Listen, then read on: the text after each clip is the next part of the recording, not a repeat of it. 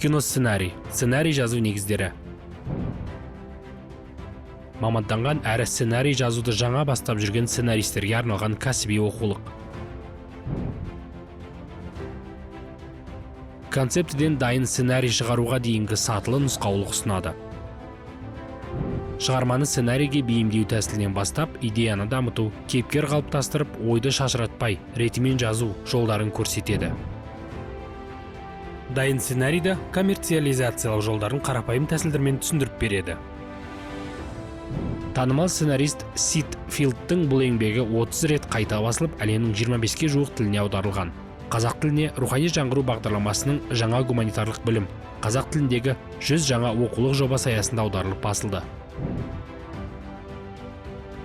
Кітап студенттерге және киносценарий жазуды үйренгісі келетін көпшілікке арналған.